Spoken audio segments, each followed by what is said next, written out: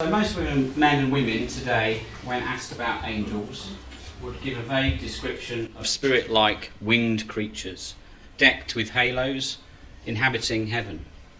Many would also believe that the angelic state is reward for those human beings who devote their mortal life to doing good. And of course, this time of year, and that was the reason for giving the talk, we tend to see angels, supposed angels in abundance, with children in nativity plays, with halos on, with wings. And it's typical that angels are represented in this way, with halos and wings. And it's a popular perception of angels. Now, you're not allowed to sing these words. I'm sure it'll be, certainly for my age and older, recognised words from these two songs. And this is typical of popular perception in music of angels. Robbie Williams wrote, "I sit and wait, does an angel contemplate my fate?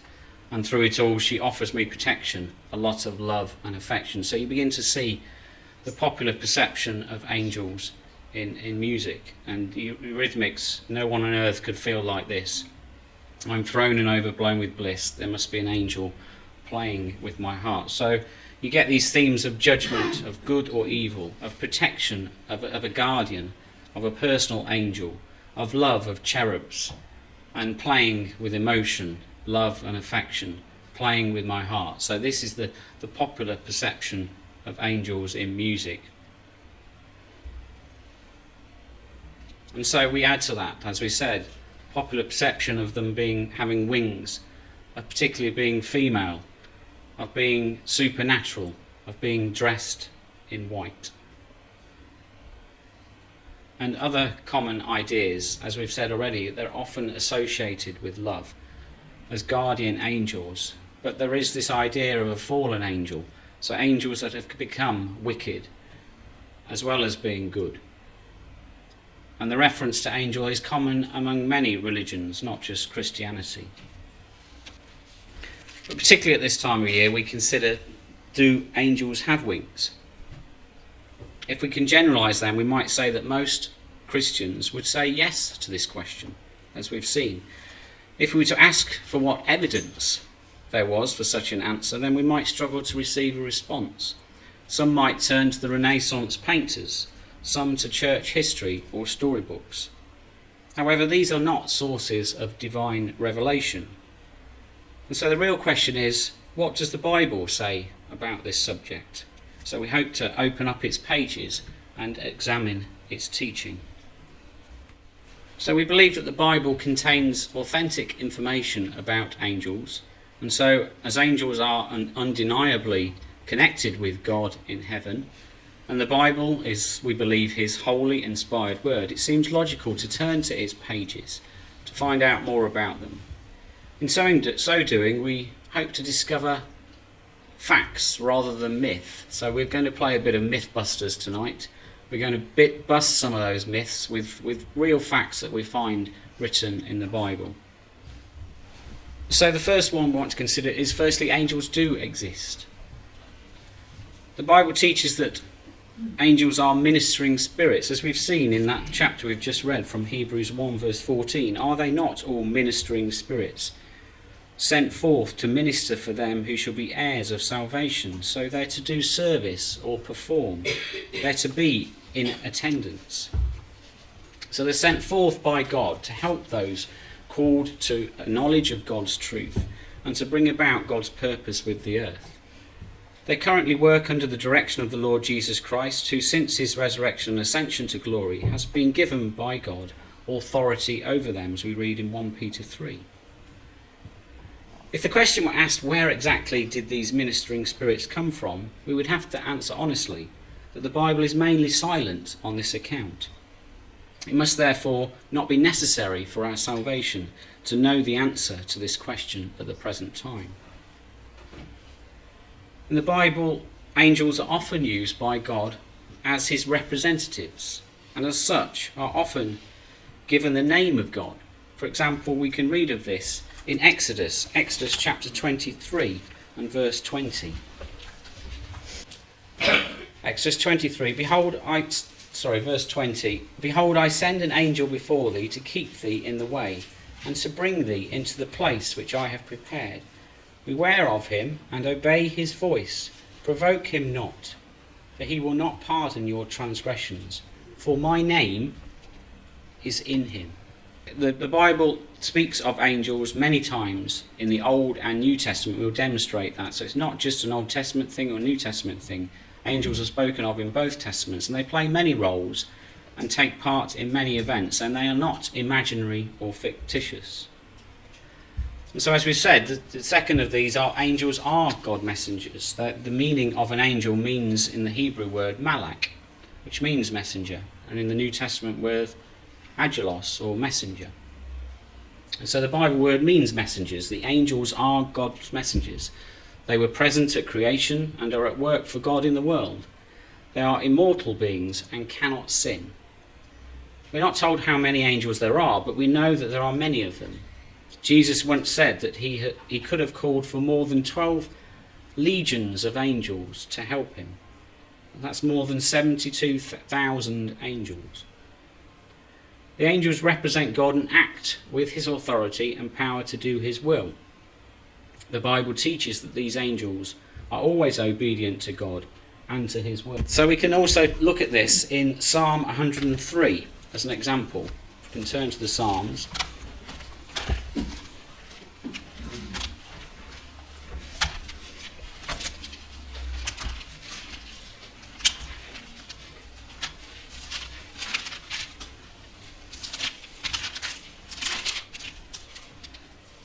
Psalm 103, verse 20.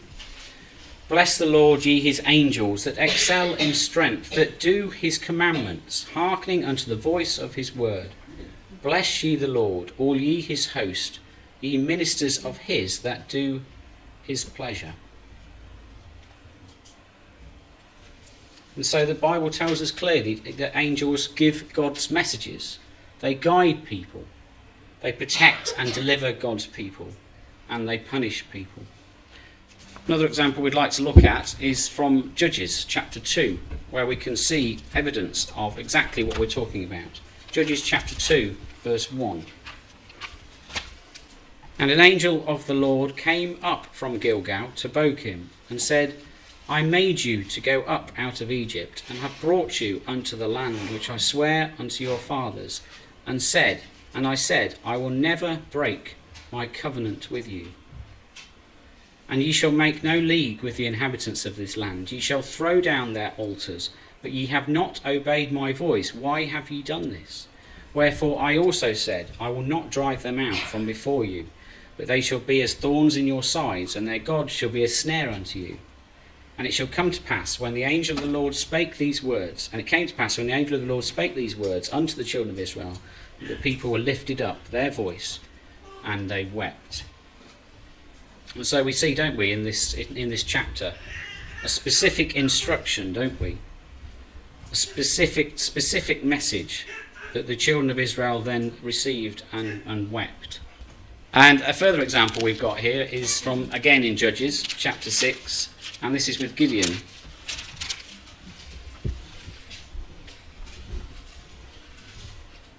So Judges chapter 6, verse 11. And there came an angel of the Lord, and sat under an oak which was in Ophrah, that pertaineth unto Joash the Abiezrite, and his son Gideon threshed wheat by the winepress, to hide it from the Midianites. And the angel of the Lord appeared unto him, and said unto him, The Lord is with thee, thou mighty man of valour. And Gideon said unto him, O my Lord, if the Lord be with us, why then is all this befallen us? And where be all his miracles which our fathers told us of, saying, Did not the Lord bring us up from Egypt? But now the Lord hath forsaken us, and delivered us unto the hands of the Midianites. And the Lord looked upon him, and said, Go in this thy might, and thou shalt save Israel from the hand of the Midianites. Have not I sent thee? And so there's a specific message here, and we jump down to verse 20. And the angel of the Lord said unto him, Take the flesh and the unleavened cakes, and lay them upon the rock, and pour out the broth. And he did so. Then the angel of the Lord put forth the end of the staff that was in his hand, and touched the flesh and the unleavened cakes. And there rose up fire out of the rock, and consumed the flesh and the unleavened cakes. Then the angel of the Lord departed out of his sight. And when Gideon perceived that he was an angel of the Lord, Gideon said, Alas, O Lord God, for because I have seen an angel of the Lord face to face. So here we see then Gideon being an angel appearing to him, giving him the confidence that the Lord is with you, you mighty man of valour, and then giving him a specific instruction.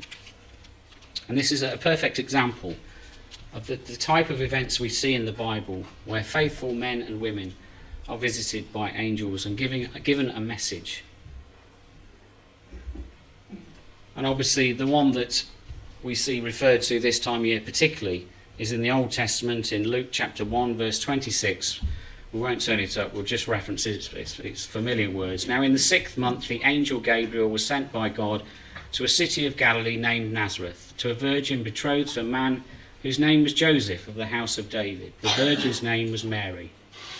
And having come in, the angel said to her, Rejoice, highly favoured one, the Lord is with you. Blessed are you among women. So you see a similar connection to the incident with Gideon, where it says, the Lord is with you. And so the angel was there to give Mary the message that she was going to have a son. But importantly it says, highly favoured one, the Lord is with you. Blessed are you among women. So the myth that we've spoken about at the start was angels are associated with love and emotions. Well, the Bible fact is that angels are God's messengers. Their work includes giving God's laws and warnings, bringing good news and bringing about destruction of the ungodly. Angels are not associated at all with human or emotional love, as we see represented in the types of songs and music and messages that we see in today's world. So then, can we compare angels with mankind? Well, let's look at Psalm 8 for some words on this. Psalm 8 verse 3, When I consider thy heavens, the work of thy fingers, the moon and the stars which thou hast ordained, what is man that thou art mindful of him, and the son of man that thou visitest him? For thou hast made him, man, a little lower than the angels, and hast crowned him with glory and honour. Thou madest him to have dominion over the works of thy hands. Thou hast put all things under his feet. So we see then that man was made lower than the angels. But we also see, as we turn to Genesis chapter 1 and verse 26, that we were made in God's image, or in the image of the Elohim. Chapter 1 verse 26. Genesis 1 verse 26. And God said, let us make, that's the plural referring to the angels, let us make man in our image after our likeness, and let them have dominion over the fish of the sea, and over the fowl of the air, and over the cattle, and over all the earth, and over every creeping thing that creepeth upon the earth. So God created man in his own image. In the image of God created he him. Male and female created he them. So it's an interesting thing to consider that if angels have wings, then surely you and I should. As we've seen that God created man in his own image. In the image of God created he him. And the word God in the Hebrew is Elohim, as we said, and means mighty ones. And elsewhere in the Bible the word has been translated angels. And so this tells us that man was created in the same shape as the angels, and so therefore men don't have wings, and therefore angels do not have wings. And we can see this evidence by looking at Genesis chapter 18 verse 1, where we see Abraham visited by angels and not even realising it. Genesis chapter 18 verse 1. And the Lord appeared unto him in the plains of Mamre, and he sat in the tent door in the heat of the day, and he lifted up his eyes and looked, and lo, 3 men stood by him. And when he saw them, he ran to meet them from the tent door, and bowed himself toward the ground, and said, My Lord, if now I have found favour in thy sight, pass not away, I pray thee, from thy servant. Let a little water, I pray you, be fetched, and wash your feet, and rest yourselves under the tree. And I will fetch a morsel of bread, and comfort ye your hearts. After that ye shall pass on, for therefore are ye come to your servant. And they said, So do as thou hast. And so we see the angels presenting themselves as three men in this case. And we can confirm that by turning to Hebrews chapter 13.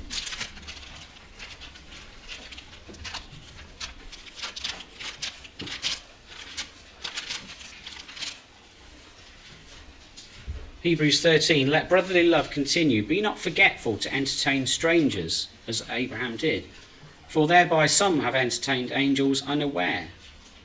Remember them that are in bonds as bound with them, and them which suffer adversity, as being yourselves also in the body. And so do not neglect to show hospitality to strangers, for thereby some have entertained angels unaware.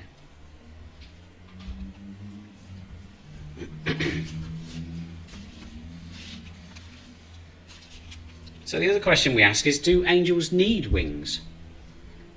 As we see here, there's the Greek god Eros. You can see his wings there. And we wonder, were they fused into the Christian idea of angels when paganism and Christianity were mixed?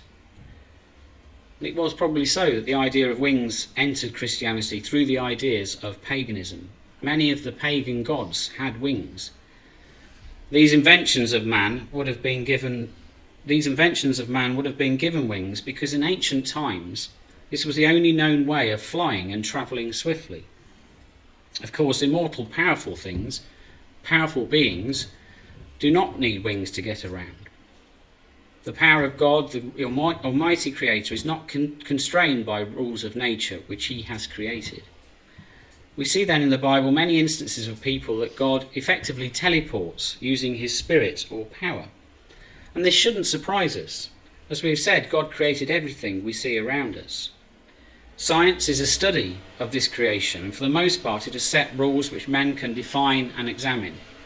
However, these rules do not constrain God if he needs to break them. So we turn on to consider then, on that basis, that angels are spirit beings. We can read in Psalm 104, we won't turn it up, we've got it on the screen there, who makes his angels spirits, his ministers a flame of fire. So angels are spirits. They're not constrained in the way that humans are. They share God's nature.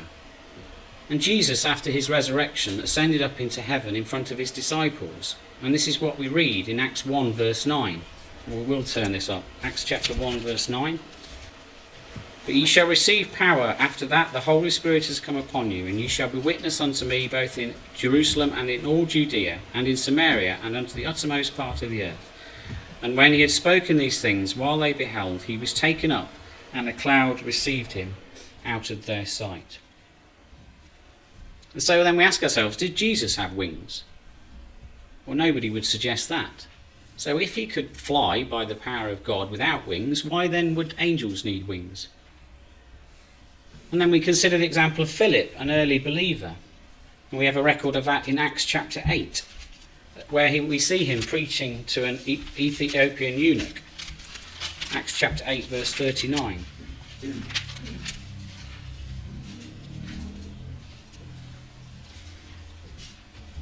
And when they were come up out of the water, the Spirit of the Lord caught away Philip, but the eunuch saw him no more, and he went on his way rejoicing. But Philip was found at Azotus, and passing through he preached in all the cities till he came to Caesarea. Well, Azotus was around 25 miles away. So again, Philip was in effect teleported there. No need for wings. How much more useless would wings be to an immortal being like an angel? This experience of being teleported by God's power was also shared by Elijah, where we read of Obadiah, and it shall come to pass, as soon as I am gone from thee in Kings, that the Spirit of the Lord shall carry thee whither I know not. And so we see evidence then that angels are spirit. They're not constrained in the way that humans are, but they do share God's nature.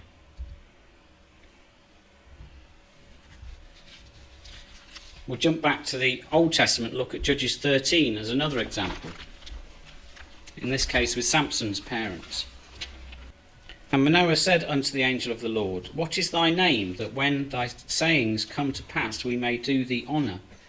And the angel of the Lord said unto him, Why askest thou thus after my name, seeing it is secret? So Manoah took a kid with a meat offering, and offered it upon a rock unto the Lord. And the angel did wondrously, and Manoah and his wife looked on. For it came to pass, when the flame went up toward heaven from off the altar, that the angel of the Lord ascended in the flame of the altar. And Manoah and his wife looked on it, and fell on their faces to the ground. But the angel of the Lord did no more appear to Manoah and to his wife. Then Manoah knew that he was an angel of the Lord. And so angels can appear and disappear at will. And they have powers beyond human abilities. We see here that the angel of the Lord ascended in the flame of the altar. The only thing closely resembling the idea that angels have wings in the Bible is the cherubim. A fusion of pagan ideas into Christianity saw the adaptation of the Greek god Cupid into the so-called Christian cherub. The cute god of love is depicted as a little child with wings who flies around firing little arrows into people's hearts so that they fall in love. Such a god is clearly the makings of man's imagination. But what does the Bible teach about the cherubim then? We'll read of the cherubim in a number of places, and the angels are described as having wings. However, they are also described as having 4 faces: a man, a lion, an ox, and an eagle. They are also described as having wheels as well as wings. They also have feet which are like the colour of burnished brass, and their general appearance is like burning coals of fire. In most places, these things are often used in a symbolic way. For example, in the visions of Ezekiel, which we've referred to, or in the most holy place in the tabernacle, in which all the features were symbolic, pointing to the work of Christ. Their features are all symbols whose meaning can be deciphered by looking up the characteristics in other parts of the Bible. They represent God's character, which is manifested. We also read of the seraphim in Isaiah 6. This is clearly a vision and has a deeper symbolic meaning than at first glance. In Isaiah 6, we read, for example, that the seraphim take coals from the altar of the temple and place them in Isaiah's mouth. And so this is obviously a vision and not literal, because Isaiah speaks soon afterwards. Just as the coals are not literal, the seraphim are not either. Let's just turn to that in Isaiah chapter 6. In the year that King Uzziah died, I saw also the Lord sitting upon a throne, high and lifting up, and his train filled the temple. Above it stood the seraphims, each one had 6 wings. With twain he covered his face, and with twain he covered his feet, and with twain he did fly. And one cried unto another, and said, Holy, holy, holy is the Lord of hosts. The whole earth is full of his glory. And the posts of the door moved at the voice of him that cried, and the house was filled with smoke. Then said I, Woe is me, for I am undone, because I am a man of unclean lips, and I dwell in the midst of a people of unclean lips.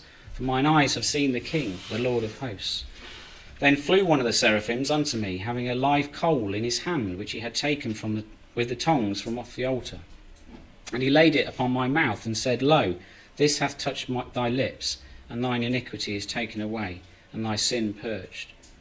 Also I heard the voice of the Lord, saying, Whom shall I send, and who will go for us? Then said I, Here am I, send me. And he said, Go and tell this people, Hear ye indeed, but understand not, and see ye indeed, but perceive not.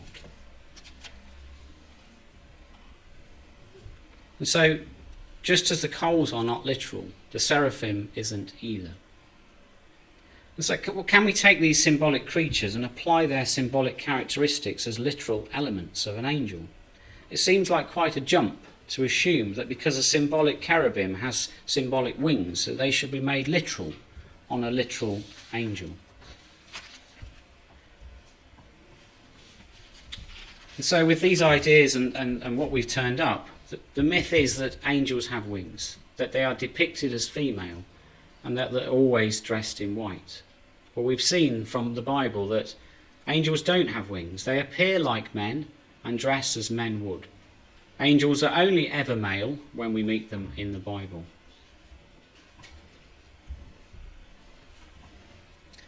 Angels use God's power and do his work. We won't turn this up for time, but in Psalm 103 verse 20 we read, "Bless the Lord, O you his angels, you mighty ones who do his word, obeying the voice of his word. Bless the Lord, all his hosts, his ministers who do his will." And so the idea of a fallen angel is completely removed, isn't it, when we consider these words. "O you his angels, you mighty ones who do his word, obeying the voice of his word." So angels are different to men and women. They cannot do wrong or sin. They obey God's voice and do his will. So again, the myth is that angels can be good or bad. There are evil or fallen angels. Well, in fact, angels can only do good. They were created by God to do his will. And angels do not have free will to choose to obey or disobey God as we do. We see in Exodus that angels can speak as God. We see in Exodus chapter 3, verse 1.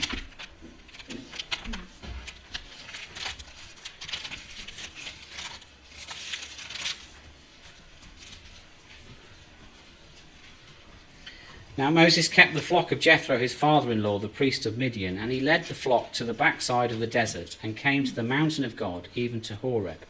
And the angel of the Lord appeared unto him in a flame of fire out of the midst of the bush. And he looked, and behold, the bush burned with fire, and the bush was not consumed. And Moses said, I will now turn aside and see this great sight, why the bush is not burnt.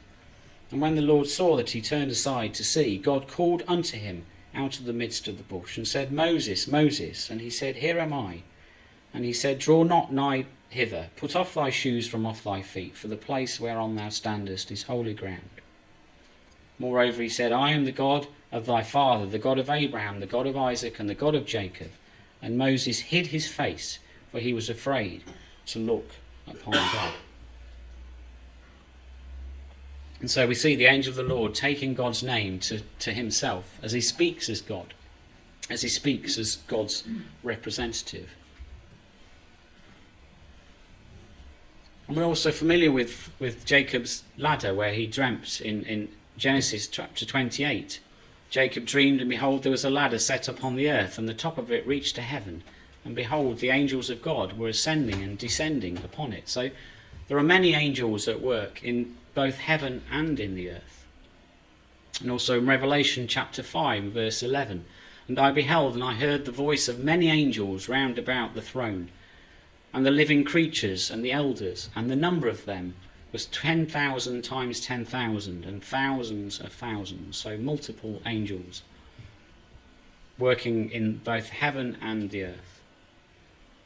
So to summarise this section, we believe from the Bible that angels do exist. They existed in the past and they still exist today. They are God's messengers created by him. They are spirit beings or supernatural, sharing God's nature. They use God's power and do God's work. Angels often take on God's name. They cannot sin. They appear as men, and we are made in their image.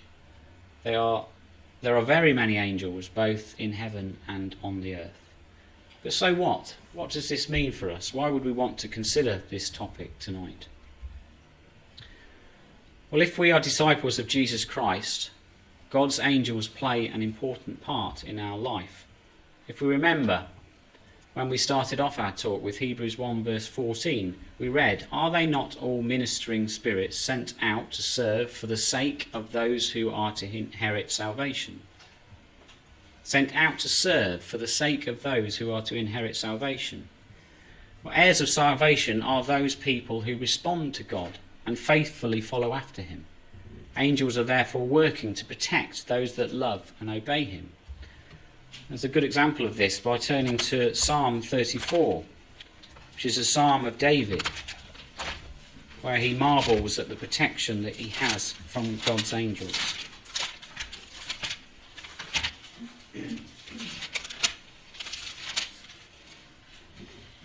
Psalm 34, I will bless the Lord at all times. His praise shall continually be in my mouth.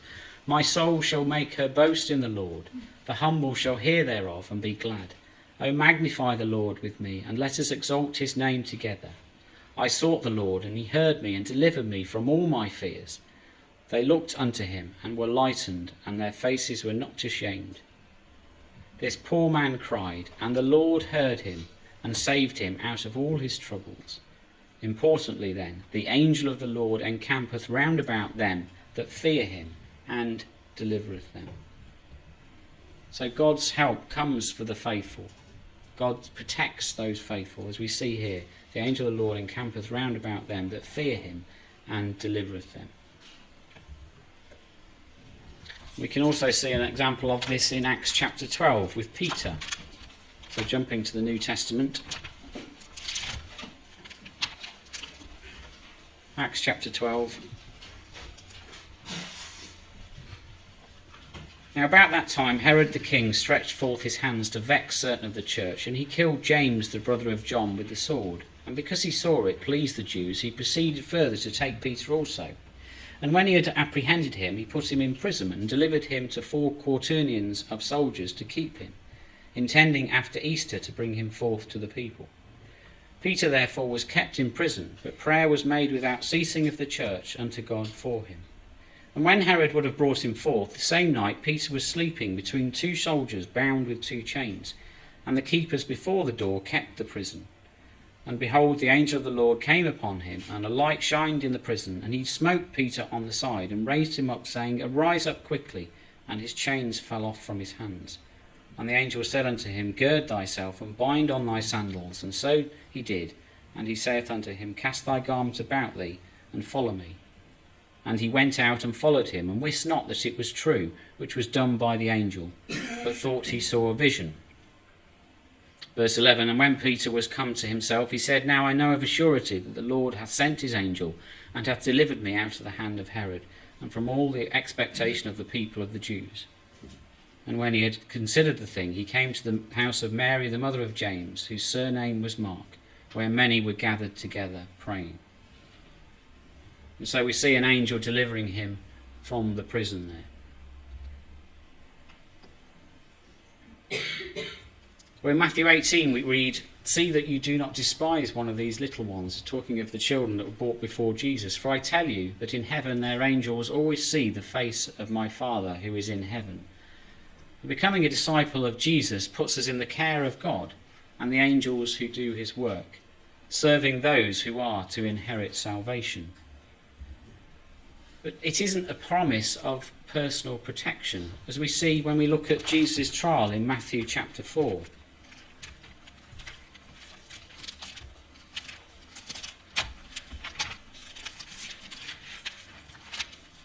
Matthew chapter 4.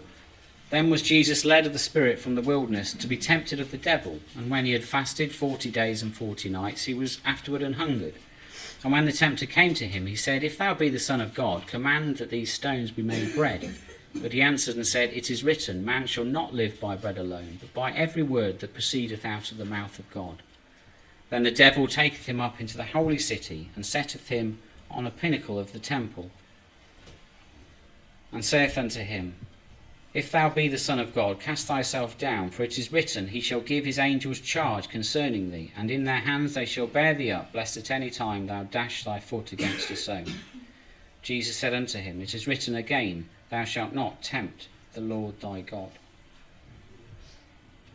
And so Jesus was being tempted at this time, and sin in the flesh was tempting him to throw himself off the pinnacle of the temple. But he clearly said, You shall not tempt the Lord your God. So the promise is of God's care, but in a way that is best for us.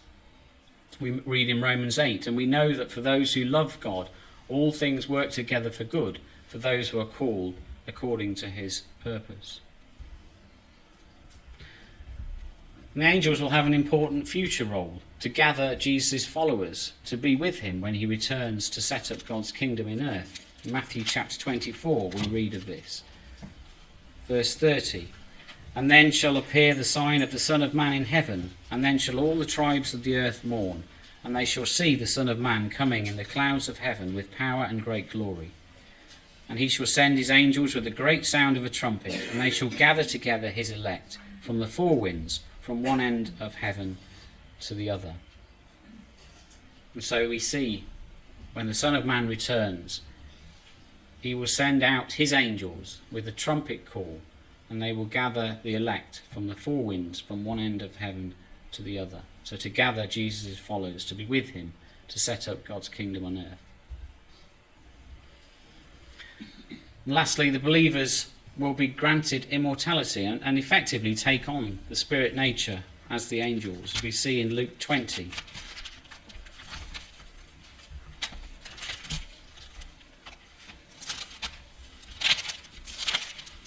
Luke chapter 20, verse 35. But they which shall be accounted worthy to obtain that world and the resurrection from the dead, neither marry nor are given in marriage, neither can they die any more, for they are equal unto the angels, and are the children of God, being the children of the resurrection. So they are considered worthy to attain to that age and to the resurrection from the dead, for they cannot die any more, because they are equal to angels and are sons of God. And so that's the hope, isn't it? That's why we wanted to bring this topic to discussion today.